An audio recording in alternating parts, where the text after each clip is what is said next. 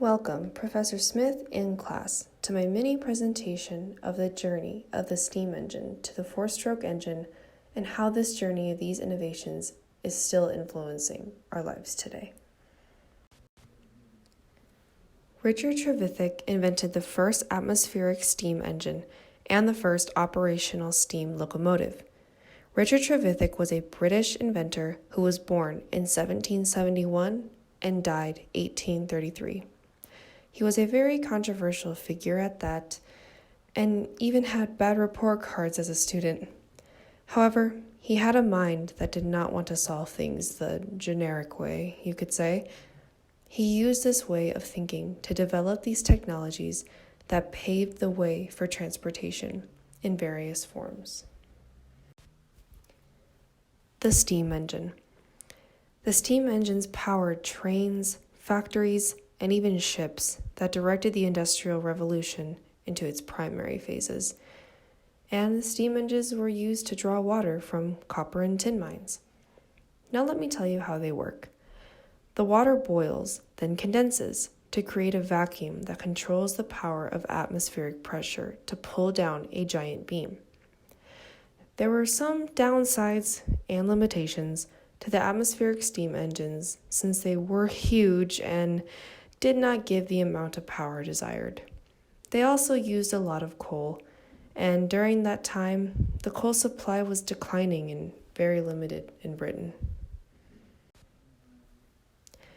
Due to many people taking advantage of this technology and making royalties off of it, Richard Trevithick wanted to advance the steam engine, avoid any new patents and royalties, and completely be independent from atmospheric pressure.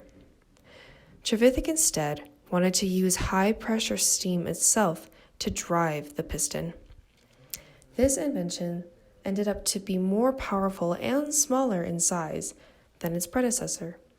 The two key elements of this invention were the fire tube in the boiler and the cylindrical shape of the boiler as well. The fire tube in the middle allowed the water to heat and come to a boil faster, while the cylindrical shape of the boiler allowed it to withstand the immense pressure and heat. This steam locomotive inspired many technologies over time. Eventually, this steam locomotive was put on wheels. Over time, inventors used the original steam locomotive as a blueprint for their advancements and new inventions. The steam locomotive paved the way for faster and more efficient engines. This was the beginning of the new age of powered travel. Now, here is where we get into our disruptive technology that I want to discuss.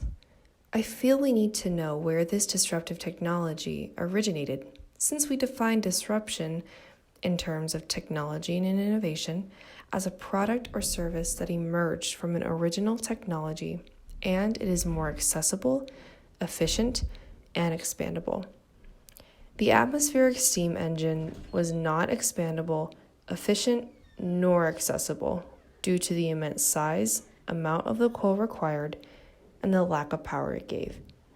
You could say the steam locomotive was disruptive towards the atmospheric steam engine, however, that is not what we are going to focus on, since the high-pressure steam locomotive paved the way for more engines that we still use and adopt today.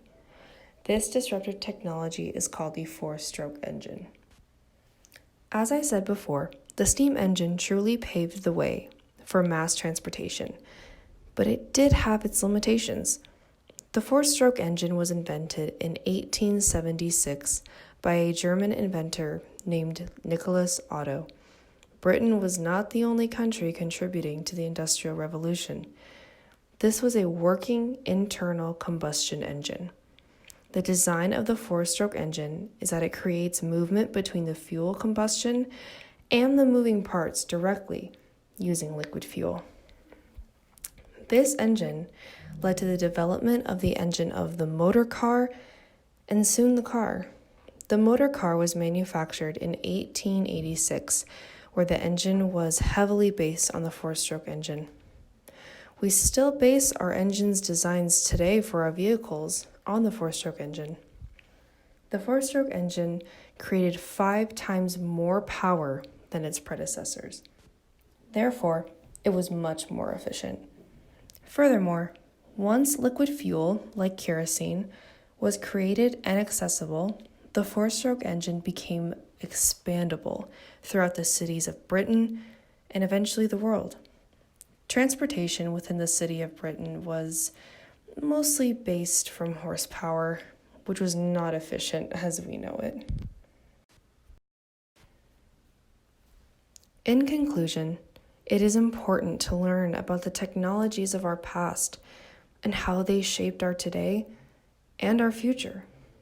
I have always been aware of the steam engine and the technology behind it and how it influenced more engine designs over time. But I never learned about these technologies in the lens of disruption. Disruption is not a concept of just the information age.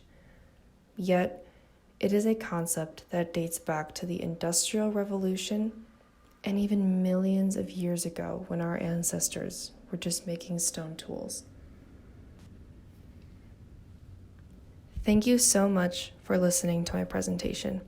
I hope you learned a little something.